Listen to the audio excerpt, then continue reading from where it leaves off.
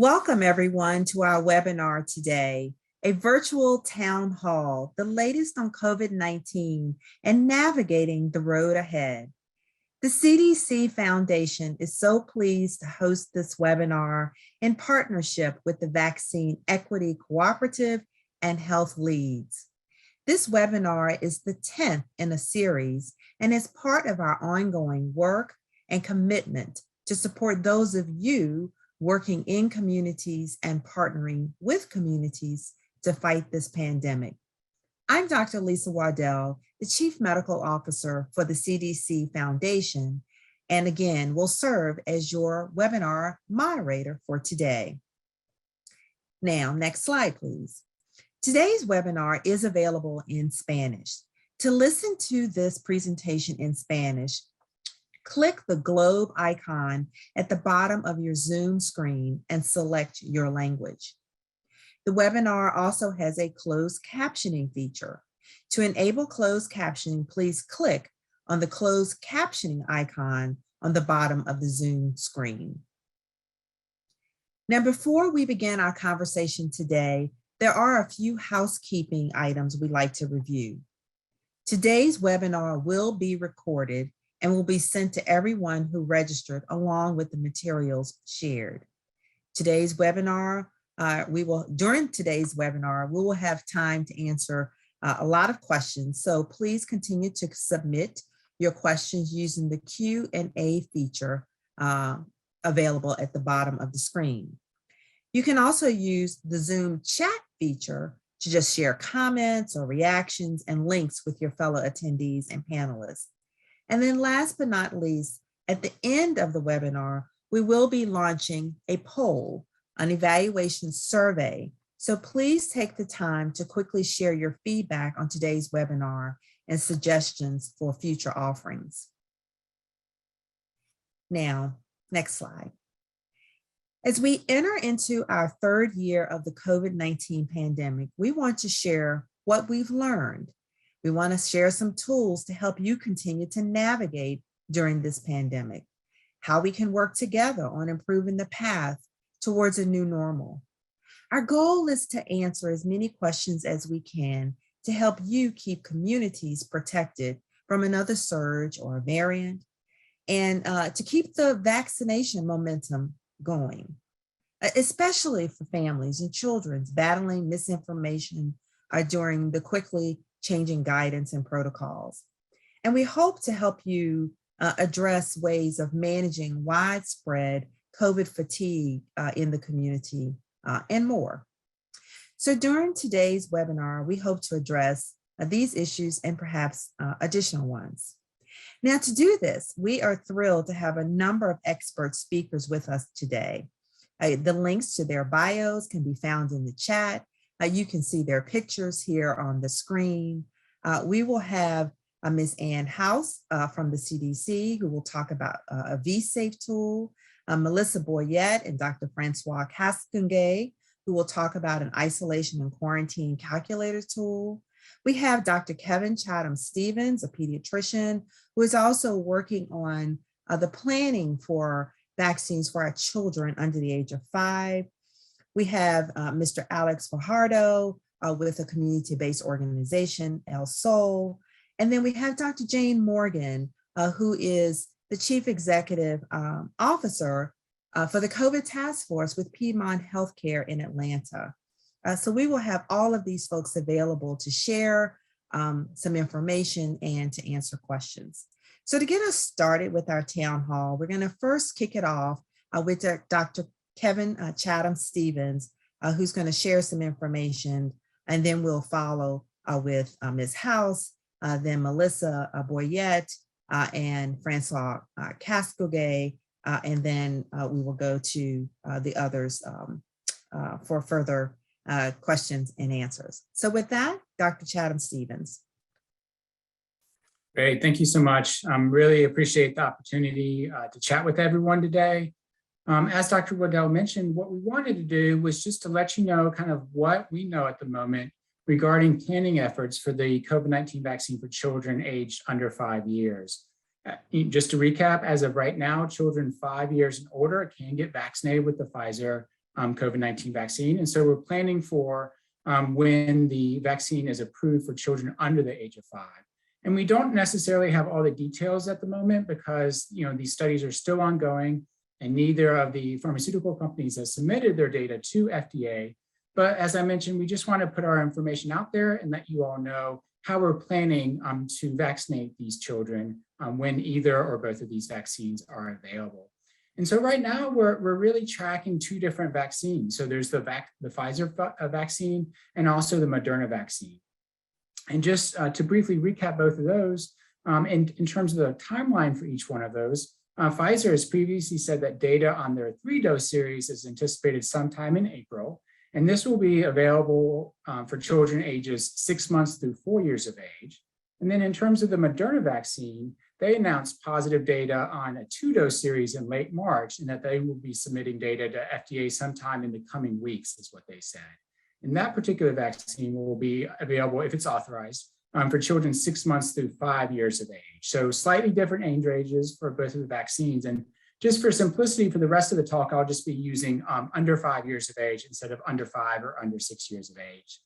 And just to set the stage, generally speaking, there are approximately 18 million children in this age group in the United States. And for context, that's about 10 million less than in the age group of children 5 to 11 years of age. So we definitely understand that this will be a much smaller vaccine rollout than what we've seen for 5 to 11-year-olds and what we saw for the adolescent age groups as well. And we always think it's very important to take a look at some of the parental surveys that are out there to kind of give us a sense as to how many parents are intending to vaccinate their children. And you may have seen it, but back in January, there was a Kaiser Family Foundation survey of parents of children less than 5 years of age. And they found that about 31% of parents said that they'll get their child vaccinated right away. Another 29% said that they'll wait and see before getting their child vaccinated. And then around 12% said that they'll vaccinate their child only if required. And another quarter said that they will definitely not get their child vaccinated. And so overall, these percentages are relatively similar to what we saw ahead of the 5 to 11-year-old vaccine launch. But what's unclear right now is how much the decreasing COVID case counts that we've seen, fortunately, over the past couple months, how much that may impact parental intent, parental demand to get their children vaccinated. So that's something that we're closely watching. And then in terms of our general approach to this vaccine program, we're trying to build on successes from the vaccine program for children aged 5 to 11 years, while also trying to address some of the barriers to ensure that all children have access to this vaccine. And similar to the vaccine program for children aged 5 to 11 years of age, we're planning an all of the above approach, really aiming to have the vaccine available in a variety of settings to meet children and their families where they are as much as possible. But understanding these similarities, we also understand that there will be some differences between the vaccine program for children 5 to 11 years old and the program for children under 5 years of age. For example, in terms of data, for 5 to 11-year-olds, just over 1/3 were vaccinated in pharmacies, and just under 10% were vaccinated in school-located vaccination clinics. And we anticipate both of these settings, so pharmacies and schools, will play a much less prominent role in the vaccine program for children aged less than 5 years, and that primary care physicians such as pediatricians, family practice doctors, and the medical home will play a larger role, especially for the younger children in this age group. And parents frequently rate their child's healthcare provider as the most trusted source of information on health issues. And so we really view the medical home as the optimal place for children to be vaccinated, as it allows the parents opportunities to discuss the vaccine with their trusted regular healthcare provider and have all their questions answered, have that really great back and forth dialogue with their trusted healthcare provider. And we also view this as an opportunity for there to be several other types of benefits as well. So getting children vaccinated against COVID-19 in the medical home by their regular doctor also includes several co-benefits, including that it also provides an opportunity for them to receive routine childhood immunizations, routine screening, and anticipatory guidance as well. So those great things that our pediatricians or family practice docs or nurse practitioners or nurses do on a daily basis. But we definitely do understand that unfortunately not every child has access to a medical home, has access to a regular trusted healthcare provider. and that there are some disparities, unfortunately, based on race, ethnicity, as well as special healthcare needs. For example, children and youth with special healthcare needs are oftentimes the ones that would benefit the most from having a medical home. But we know, according to at least one survey, that those children may be less likely to have a medical home, to have a regular healthcare provider, than children without special healthcare needs. And so when we talk about planning for the vaccine, we really need to consider where children who may not have a medical home, who may not have that trusted regular healthcare provider, where they can get vaccinated. And so we're working with state and local health departments to ensure that local health departments, that federally qualified health centers, that rural health clinics and pharmacies also have this vaccine in stock so that children have a variety of places to go to get vaccinated. And I think we're also anticipating that settings such as early care and education programs like Head Start and other support programs such as WIC will really be critical partners in helping disseminate messaging on the vaccine and also linking children to vaccine providers. So in addition to these kind of critical messaging and linking roles, some early care and education programs may decide to partner with the vaccine provider, such as a local pediatric clinic, for a vaccination clinic for their children specifically. And so, one of the things that we're really trying to do is engage with a variety of partners to hold listening sessions. So we're doing that with public health partners, clinical partners, parent groups, et cetera. We're trying to really make sure that we're reaching the people who interact with children and their families in different settings, such as early care and education, such as clinicians, so that we can help them feel empowered to address questions that parents may have. And what we're also doing is updating a variety of our messaging, our resources, our websites to really ensure that health departments, clinicians, and parents have the proper information so everyone can feel informed to make the right decision for their family. And just as an example, for the 5 to 11-year-old rollout and the adolescent rollout, we had a lot of great information on our website about schools and vaccination clinics. And so we're updating a lot of those materials to include the early care and education programs such as Head Start, just to make sure that early care and education programs see themselves represented in this guidance and kind of really understand what an important role that they can play in this vaccination program. And so once again, I just wanted to kind of lay out a very high level general approach to how we're assessing this vaccine program. As I mentioned, we don't have all the information right now, but we're trying to push that information out as we get it. And as soon as either the company submits their data to FDA, we'll have a much better timeline as to when FDA's advisory committee may meet and when CDC's advisory committee may meet. So more to come on this, but once again, just wanted to thank everyone for the opportunity to chat, especially Dr. Waddell. Thank you so much. Thank you so much, Dr. Chatham-Stevens, for that really fantastic overview. And I'm sure we're going to have some additional questions from the audience as we move forward. So before we get to that moderated session and our open Q&A session, we do have some tools that we'd like to share with you that can help individuals assess their risk if they've been exposed to COVID, been a recent contact, or if they've recently tested positive, and a tool that can also help you on checking how you feel after receiving the vaccine. So I'm going to turn it over now to Ann Hoss to talk with us first about VSafe, followed by Melissa Boyette and Dr. Francois Castonguay. Ann.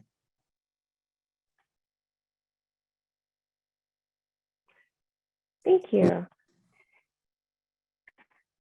VSafe is a voluntary smartphone-based safety surveillance system that allows anyone to register after any dose of COVID-19 vaccine. VSafe Health surveys are sent daily during the week following each dose of vaccine, and they include questions like local injection site or systemic reactions and health impacts, including inability to perform normal daily activities, inability to attend school, and receipt of medical care. VSafe sends additional health surveys weekly through 6 weeks after vaccination, and then at 3, 6, and 12 months after vaccination. VSafe participants who indicate that they received medical care after vaccination are contacted by the VSafe call center in order to obtain additional information. Children 15 years of age or younger must be registered by a parent or guardian. parents can add a child to their own account and complete surveys on their behalf, even if that parent did not participate in VSafe themselves. Next slide. VSafe relies on vaccine providers to promote registration in VSafe. And there are a few ways that VSafe can be promoted to parents and patients. You can verbally direct parents and patients to go to vsafe.cdc.gov or provide a VSafe informational sheet. Ideally, for vaccination of young children, this should occur before vaccination.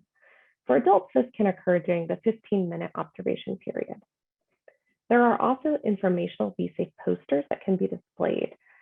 These printouts and additional information about VSafe are available at the link listed at the bottom of this slide. Now I will turn it over to my colleagues who will share additional information about COVID-19 tools.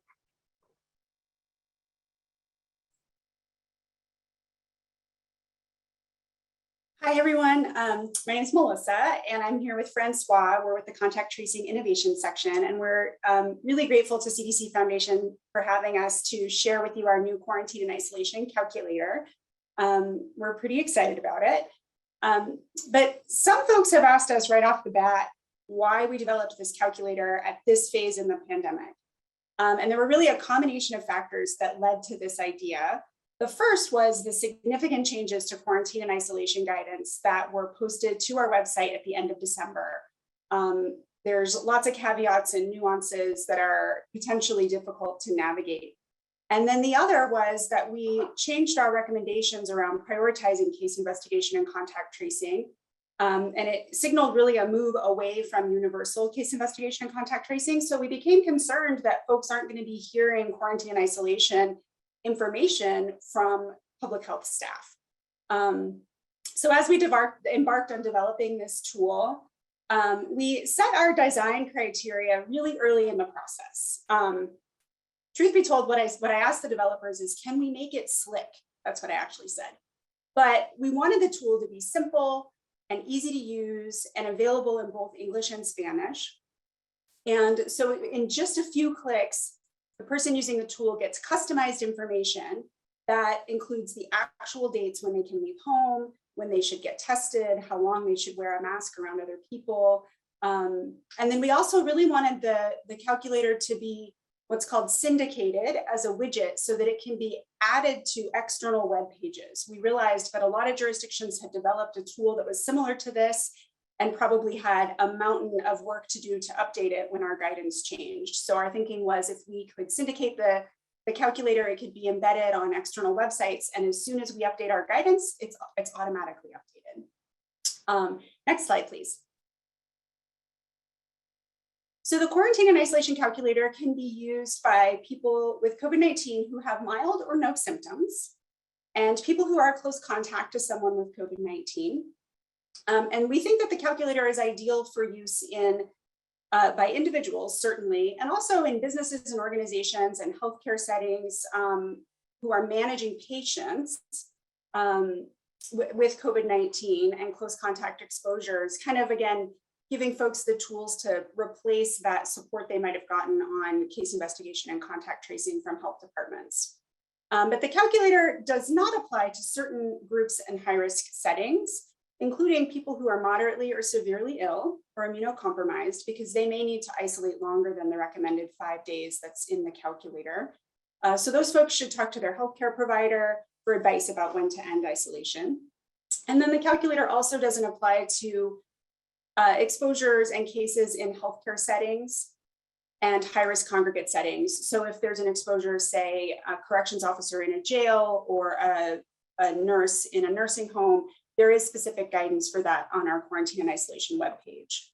And then lastly, the quarantine and isolation calculator works great for K-12 settings and early care and education settings, except it may conflict with guidance that folks are getting from the administrators of their programs. So if the school has a test to stay program, for example, or a mask to stay program, or in a early care and education program, the kiddo is too little to wear a mask around other people to follow the guidance. So if you use the calculator in those settings, just be sure to check with the program administrators to make sure if there's separate guidance in your specific K through 12 school or ECE setting. And I guess now I'll just turn it over to Francois. He's going to walk us through a live demo of the tool. Thank you, Melissa. So thank you everyone for being here today. So I wanted to present to you this quarantine and calculator tool and give you a simple demo and essentially show you the simplicity of the tool, right? Melissa has mentioned what our goal sort of was, the simplicity in getting, information that can be quite complex if you just look at it at all the potential cases that may not apply to you. So at first here, the tool essentially mentions information that Melissa has already mentioned. What is the purpose of the tool? What groups and high-risk settings does this tool not apply to? What do I need to use this tool? So following that, the first question that you're essentially asked is select the option that best describes your situation. So suppose that I tested positive for COVID-19. So I'm going to click here. Then, okay, it asks me, regardless of your vaccination status, select the option that best describes your situation. So suppose that I tested positive for COVID-19 and I do have symptoms of COVID-19. So now it asks me, okay, even if you're awaiting test results or have not been tested yet, enter the date your symptoms began. So suppose those symptoms began yesterday on April 20th. Then I'm just going to select that from the pop-up calendar and click submit. Then the next question is about fever, which is a determining factor in CDC's guidelines for quarantine and isolation. So I'm going to select here that I have no fever. And then within 3 clicks, entering one date, I get tailored guidelines specific to my situation. So it tells me I can leave my home on April 26th if my symptoms are improved. It's telling me I should wear a well-fitting mask around other people through April 30th. And if desired, I can get more information on isolation, for instance. So I can click on the pop-up here, and then more information about isolation specifically there because I asked for it appears. But again, we don't want to provide too much information to the user if they don't desire. Only by clicking on the pop-ups do they obtain the information. So again, I just want to highlight 30 seconds, 2, 3 clicks, one date, I get tailored guidelines specific to my situation. So I just clicked on the restart button, and now instead of choosing tested positive for COVID-19, suppose that I had close contact with someone that has COVID-19. Okay, the first determining question is, did you have COVID-19 within the past 90 days? The guidelines will be different depending on that. So in this case, okay, the tool provides me the range. The last 90 days means between January 21st and April 21st. So here I'm going to select that I did not have confirmed COVID-19 within the past 90 days. Then the question is about my current vaccination status, because again, guidelines will change depending on whether you're up to date or not. So here, for instance, suppose that I'm not sure what up to date means. I have more information about up to date here. By clicking on it, it tells me, well, up to date means that I got all my recommended COVID-19 vaccines, including any booster doses when eligible. So suppose that I never received a COVID-19 vaccine. I'm going to click here. Then it's going to ask me, okay, when was the last date you came into close contact with someone that had COVID-19? Again, let's suppose that that was yesterday, April 20th. I select that from the pop-up calendar. I click submit, and 2 or 3 clicks, selecting one date, I get tailored information, tailored guidelines that are specific to my previous infection status, that are specific to my current vaccination level, And it tells me you can leave your home on April 26th. You should get tested on or after April 26th. You should wear a mask around other people until April 30th.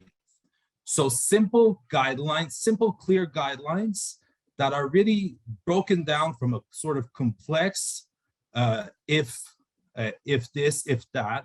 You don't need to worry about all the cases that don't apply to you. You only answer few key specific questions and you get the guidelines accordingly. Again, if I want to get more information about quarantine, I can click here. If I want to get more information about where to get tested or what if I develop symptoms, I can always click on the information and get it. So one other thing I wanted to show you is about the languages. All of this so far have been, all of this tool, this demo I've given you has been in English. What I can do here on the quarantine and isolation webpage, I can click on languages, go to Spanish, and now it's asking me if I want to translate, and the tool is also available in Spanish. So it's the exact same tool as before. I'm not going to practice my Spanish here today, but suppose that I have COVID-19. I do have symptoms. I'm going to enter the date. Again, suppose that it was yesterday. I do not have a fever.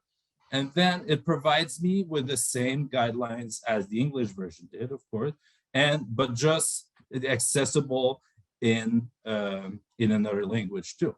So we wanted to make this available for a wide range of people. We wanted to keep it as simple as possible. And we've had, as of Monday, over 850,000 users, unique users so far. And on average, these users spend about 30 seconds on our tool. So that shows us that the tool is simple and they're able to get the answer to the question they have in a clear and quick manner, which was exactly what we designed it for. That concludes my demonstration. Thank you.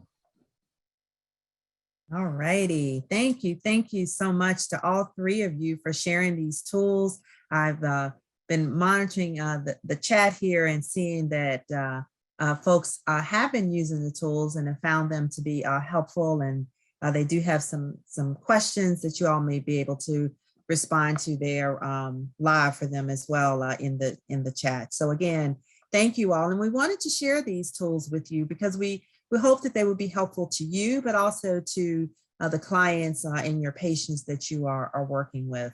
So please continue to share these tools out there in the community. So now we're going to move to have a little bit of a facilitated discussion with Dr. Chatham Stevens, Mr. Alex Fajardo, and Dr. Jane Morgan. So let me start with you, Dr. Stevens. We had a number of pre-questions that came in about what to expect for children under 5 and questions around resources for children with special healthcare needs. And I think you've covered that during your opening remarks, but let me just see if you had anything else you might want to share there. Sure, of course. So yeah, I think we did cover kind of what we know right now and what we can expect for children under 5. But in terms of children and youth with special healthcare needs, we do understand that many of these children will have underlying medical conditions such as lung, heart, or kidney disease, a weakened immune system, or cancer, some type of underlying medical condition that may put them at increased risk for having severe COVID-19. So that could mean being hospitalized, needing to have, end up in the intensive care unit or even dying, unfortunately. And so while we think that every child, could potentially benefit from a COVID-19 vaccine, this is the group of children that could potentially benefit the most since they're likely at higher risk than the general child population. So we have a variety of resources on the CDC webpage, and we know a lot of our great partner organizations have lots of great resources as well, but we can definitely share 2 of these web pages. Both are aimed at parents and clinicians who care for children with special healthcare needs. One in particular kind of walks through how folks who organize vaccine clinics can make the clinic as amenable as possible to these children and their families. And it goes through some very specific actions that they can take, and also highlight some of the great examples that have been implemented out there in the field by our health department jurisdictions and community-based organization partners. So I would encourage you all to check out those two websites. That's great, thank you. And then one additional question regarding children. We've certainly noticed that hesitancy of having children vaccinated against COVID, and you referenced that in some of the survey information that you shared. But there's also folks are seeing an increase, that there's an increase in routine vaccine hesitancy as well. Can you share with our audience, particularly our community-based partners and health department partners on the line, any recommendations on how to address that issue that they're starting to see? Sure.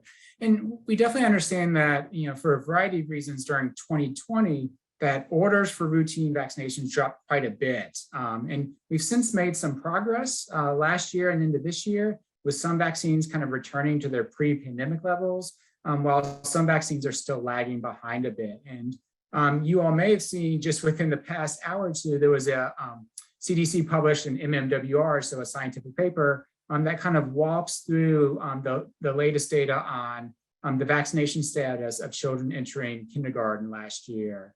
So I would refer folks to that if they want to dive into that data in a bit more detail. But we really think that with most schools now back in person learning, that extra effort is really needed to catch up those students who may have missed any of their routine vaccinations during the COVID pandemic.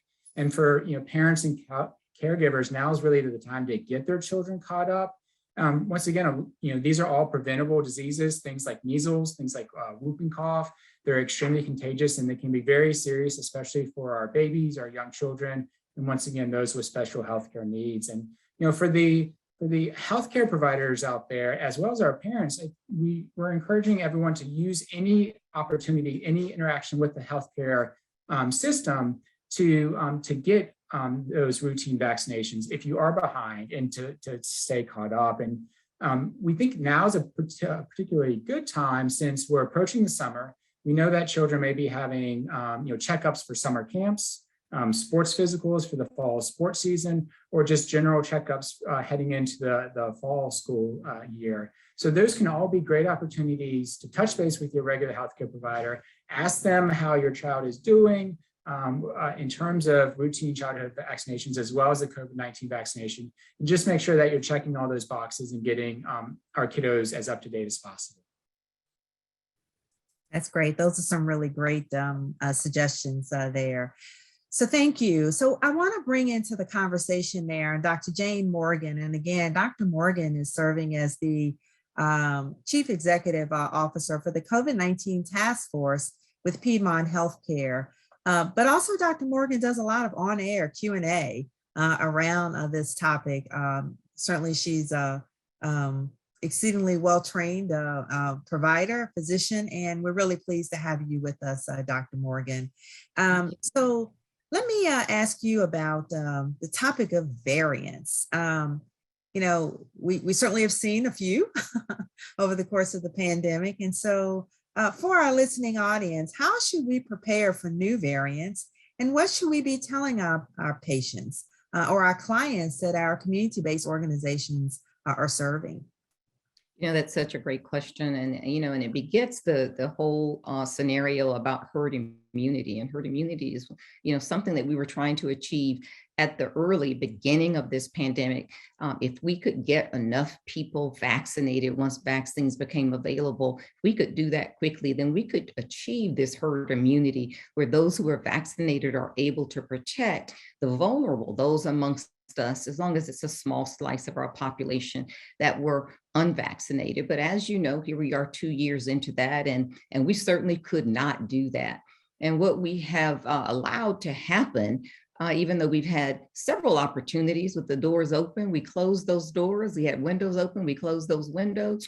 But what we've allowed to happen is this development of more and more and more mutations. And as these mutations have developed, what we have learned is these more recent mutations have the ability to reinfect people who were previously infected. They can also infect people who have been vaccinated, so they have these therapeutic evasive properties. That therefore challenges our ability to reach herd immunity and to develop this wall with regard to where we are. And so when we talk about what is it that we need to do with new variants now, this is a different scenario than it would have been in 2021 and 2022. We certainly understand all of our public health measures, and we need to continue to keep those and not at the back of our mind, but at the front of our mind. That includes keeping your masks available, making certain that you make good decisions where you are. You may need to have that mask, making certain you're washing your hands, making certain you're practicing social distancing, using testing that is available to you judiciously to control your environment and keep yourself and others around you healthy, and obviously to get vaccinated such that you can be as protected as possible from illness, hospitalization, and death should you still get infected despite all of your efforts. So at this time, one of the things we should be doing is shoring up our resources and shoring up our defenses, because it's not if, it's when. Certainly, not only are other variants coming, they have come, and they may not reach the level of variants of concern from the World Health Organization's VOC. They may be VOIs, variants of interest, or may not even reach that level, but certainly other variants are developing all of the time. This is an RNA virus, so fairly unstable, continues to replicate and change. That's their genetic material. Unlike human beings, our genetic material is much more stable. It is DNA.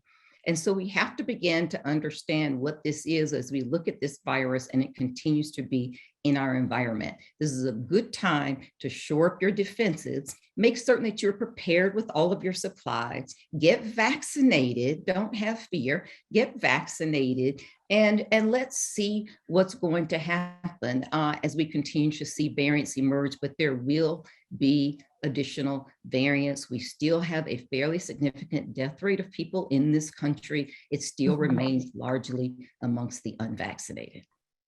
Right, absolutely. Shore up your defenses and the importance of vaccinations and all of those key public health measures. So those are really important. You know, one of the questions, Dr. Morgan, that we heard from folks is that they're hearing a lot around COVID fatigue, and they wonder if we've got any advice on how they, particularly as community-based organizations, and they're speaking with their outreach staff, and the outreach staff are challenged by people who seem to be fatigued by the messages and fatigued about what to do. Any sort of tips or words of encouragement for those out on the front lines in communities? Sure, and we're all fatigued. It has been quite a battle. And it has been a battle, unfortunately, that we haven't fought together as a society. And so the fatigue comes from just the dispersion of opinions and how we're going to manage this. And I think that has been quite exhausting. But one of the things that we think about when we're having these conversations with our patients is make it very individual and personal. I love that COVID calculator because it goes through your personal situation. Think about a calculator, you know, euphemistically, in your mind when you're talking with patients. And what is their individual situation? Let's go through that like a calculator. Do you live alone? If not, do you live with others? Who are those others? What are their ages? What are their medical conditions? What is your medical condition? What are their vaccination status? Let's begin to walk through this such that at the end, we come to a conclusion for maybe what's the best choice for you. And I think we have to begin to think about these individually. And even though COVID is a plural disease process, meaning any decision that you make for yourself impacts others. It's not a singular disease where you make a decision about your health and you live with the consequences of your decision. This is a plural disease. Any decision that you make impacts other people.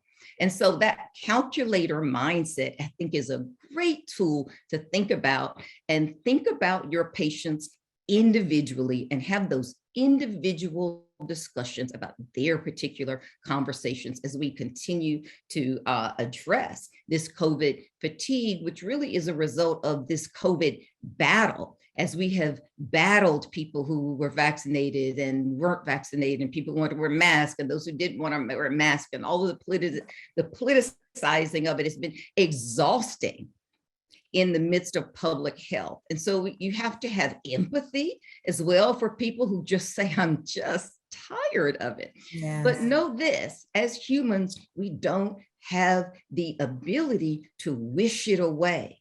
So try to discourage your patients from magical thinking. I'm tired of it, so therefore it is gone. I have decided that it will no longer exist and I will move on with my life. And that's magical thinking. So let's base in reality, and then let's make good decisions based on the reality of our circumstances. Great advice, great advice. And I think, another thing to link us back to what Dr. Stevens has said also is we still have lots of children that are unvaccinated, and we have children that aren't able to be vaccinated. And so, as a society, we want to try to ensure the health and safety of our children and our next generation. So it's important for all of us to stay the course and to continue to, to work really hard on addressing this pandemic. So thank you so much, Dr. Morgan. I know we'll be back with you for a couple more questions, but now we're going to launch a poll. And this should just take a minute. And so for the community-based organizations that are on the line, you may consider yourself a community-based organization, a nonprofit or a for-profit community-based organization, but whatever. This is for you. And the question is, looking forward, as we move towards a new normal in our response to COVID-19, select the capacity building or technical assistance needs that would be most helpful to your CBO. We ask you to select your top 3. And if other, please type a specific topic into the chat. So if you'll just take a moment to take that poll, and then we're going to queue up Mr. Fajardo, because we want to hear from him as representing someone who is with a community-based organization, El Sol Neighborhood Educational Center, and working on the ground every single day.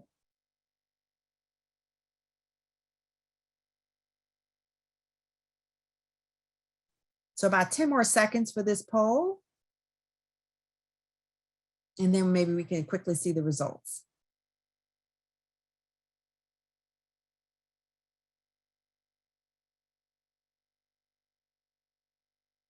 Okay, can we wrap the poll? Excellent. All righty, so here it is in real time. You're saying that you need help with partnerships, establishing, strengthening, and working with partners. Public health communications continues to be an important need. Long COVID, we've got some questions about that, so we'll try to address some of those on the call today, and boosters and vaccines. So thank you for that, and let's move on. So, Mr. Fajardo, thank you again so much for joining us. A question for you: removing barriers is key in gaining trust and confidence for persons who are not yet vaccinated. Can you share what methods or approaches have been particularly effective for you? And we also, as you're talking about that, we know that there are persons experiencing homelessness. And so can you address some of the challenges or solutions that you may have encountered if you are reaching out to communities experiencing homelessness? Definitely. Hi, everyone. Thank you for having me here. Yes, I think one of the things that we have been seeing here working in our communities, especially for people that they don't trust or they don't believe in the vaccines, we haven't seen that this is about relationship. They are not going to listen in any more news, no flyers. So we develop a strategy to address this with a package kind of different approaches so that our team can really develop in their communities. And one of them was like developing personal relationship with a specific target population that we want to target in specific zip codes. There are low in, in vaccination rate. So we develop kind of this zip code 92410, and there are like a specific activities they are developing there to increase the relationship with them. We are not talking about vaccines. We are not talking about any services. They are just to provide support the community. In those zip codes, also we incorporate leaders like soccer coaches or instructors to develop this campaign about relationship. This is not about related to COVID, but through that relationship, we start having this kind of ongoing chat or like conversations with the community about vaccines. So I think we start with the relationship. We have one community who create kind of these weekly bingo games. They come to play the bingo games. It was youth targeting youth. And through the bingo game, they start talking little by little about why they don't get vaccinated. It's not about just giving the information about vaccines. It's about understanding the why behind of this. So I think that was a powerful approach that we changed. We switched from going to them, but inviting to develop this relationship and having this discussion.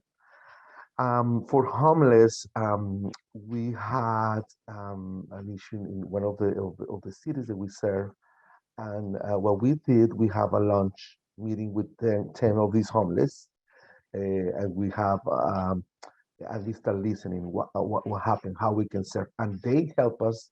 Actually, they were part of the development of a little campaign targeting homelessness. So we developed 3 days in. It was kind of a little campaign. We were able to have doctors, whatever they ask, food, services, vaccines, all of the things that they require, and we were able to get all of the partners and have these services to this community.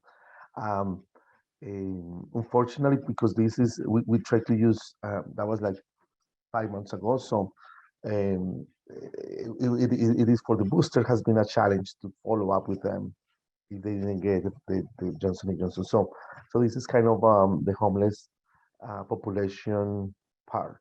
Another thing I want to mention quick, I know time is moving. We develop, maybe you can share the link as well, like a play, like a theater, community theater. So we are going to the community and we do like a theater, like a superhero who is fighting Corona. Very good. People they love it. And that's another way to engage community members about the awareness.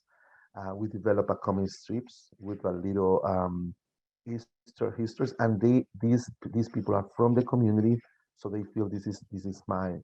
Also, we develop a few songs that was play at the radio. Very, very powerful. So yeah, thank you. That's great. Thank you so much for sharing that, and definitely, add any links that you may have. But the notion of using the arts and developing those tools is just a different way of connecting with people, right? And you also mentioned the importance of listening and listening sessions, and that links back to what Dr. Chatham-Stevens said, as well as what Dr. Morgan said, the importance of listening and really hearing what our patients in the communities are saying. So thank you for that. We have a question also that I wanted to pose to you about any additional strategies you might have for those that are still struggling with trying to get the communities to reach the unvaccinated. We know that there are those that are getting their boosters and those sorts of things, but we still got a portion of the community that's unvaccinated. Any additional tips you might have for folks? Yes, I think we need to change the strategies. I think what we have done in the past, we're gonna get the same results. So maybe the strategy that we used to use 3-4 months ago, it's not anymore effective at the level. So for example, another idea that we did was kind of if someone was attending to the health fair, but no one is really getting vaccinated, or having a vaccine clinic, but it's not really. So we were able to incorporate in a vaccine clinic at the movie theater. So the movie theater, so it was kind of a strategy moving. Okay, we're doing in churches, but well, so let's target. So the movie theater, we spoke with them. They let us to be there. We were able to pay the entrance to the movie, so people were able. So it was kind of changing the strategies. So I think I highly recommend to reevaluate what you have done, and think out of the box, and invite community members or community your trust messenger, the community health workers, the promoters to the table. Say what strategies we can change. So I think we got to change our strategies from the past and have a new ones in order to move the needle of those specific communities that we want to reach, and also coordinating the work with other organizations, community-based organizations, creating this relationship, and this is powerful when we get together to brainstorm and come with solutions. That's great. Thank you. So I'm going to ask if we could bring all of our presenters on screen.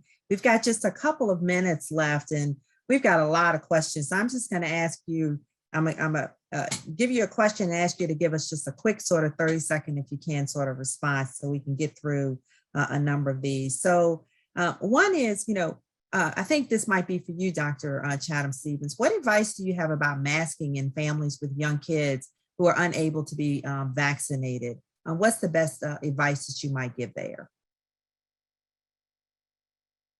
Yeah, thanks for that. So I think the general recommendation regarding masking is for communities to follow the recommendations according to what CDC has on the website for the community levels.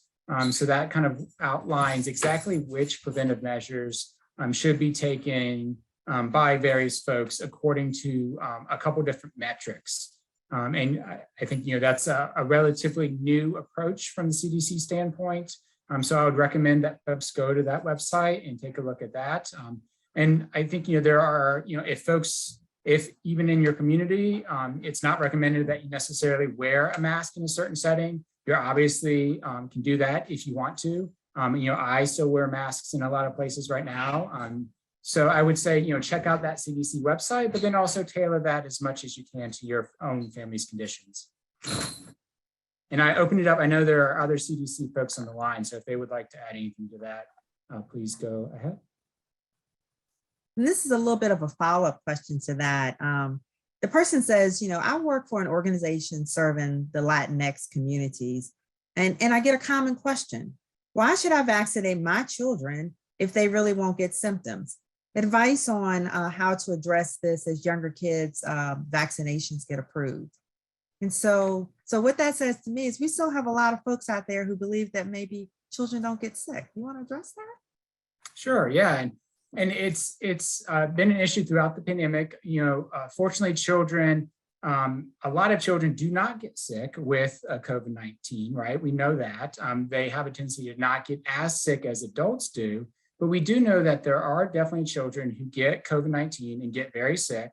They can need to be hospitalized, need to end up in the intensive care unit. And unfortunately, we know that some children have died from COVID-19. And so what we're trying to relay to folks is that their children can indeed get very sick from COVID-19. And that while we know, as I mentioned earlier, that children with underlying medical conditions may be at increased risk for having severe COVID-19, there are still children without any underlying conditions who get very sick and can even die. And so we can't really predict who's going to get really sick from COVID-19 and who won't. And so that's one of the primary reasons why we think children should get vaccinated, because you can't predict that. And I think, as you mentioned as well, Dr. Waddell, there are some people who can't get vaccinated, right? Even once the 6 months to 4-year age group is eligible for vaccination, that still leaves the children under 6 months of age. And we know that there are a variety of people in a household who may be at increased risk for severe disease as well. So making sure our children are as vaccinated as possible can help protect the family as much as possible. Great, thank you. I think we've got time for one more question before we'll need to wrap. So Dr. Morgan, I'm gonna give you this opportunity. We've got a number of questions on long COVID, and I think we'll have to have a follow-up session on this. But if you wanna say just a word about long COVID, and folks are asking, what more do we know about the impact and what can be done, if anything? So one of the things we know about long COVID is we're starting to identify those populations that are most at risk to move on to long COVID. So we see that in women, unfortunately. We see that in the elderly meaning in this particular case, 70 and older. And we also see it in people who have had more severe infections, and that is defined as 5 or more symptoms. If you're in one of those categories, you're more likely to move on to long COVID than someone who's not in one of those categories. The other category that increases your risk of long COVID is being unvaccinated.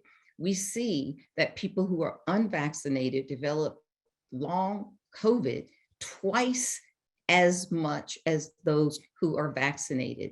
The other emerging piece of data that is starting to come out is that if you have developed long COVID and are unvaccinated and subsequently get vaccinated, there could be some attenuation of your long COVID symptoms. Since we talked about children, I also want to bring up children. Children absolutely develop long COVID. We are seeing that in 1 in 10 children. Those symptoms may be somewhat different from adult symptoms, but we still see these difficulties with memory, sometimes in children, GI symptoms, loss of taste or smell.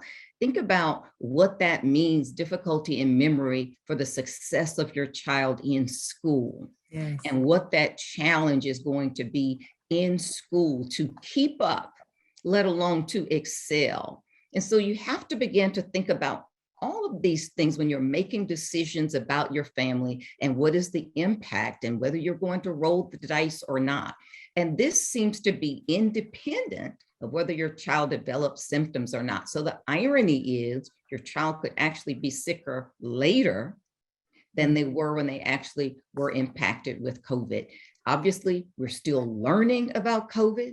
There is much to be learned. We will see these impacts for many years, including mental health. We don't really even have enough time to discuss mental health in children, but there will be many long-term impacts from COVID, certainly from long COVID. It's real. We are managing it. We have developed clinics around it. It's including at Piedmont, an entire clinic that is packed every day with people suffering from long COVID. And so if you haven't learned about it, you really should. It's real. Think about getting vaccinated. It can protect you from long COVID, even if you get infected. And if you are infected and haven't been vaccinated, the vaccines with emerging data seem to attenuate those symptoms. And certainly we always want to protect the vulnerable, which is our children.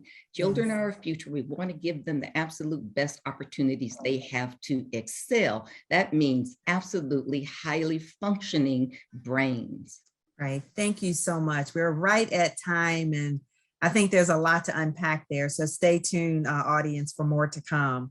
Again, we want to thank all of our panelists and our speakers for joining us today and sharing your time and your expertise. We want to thank all of you, audience members, for joining us today. We appreciate your active participation in your questions.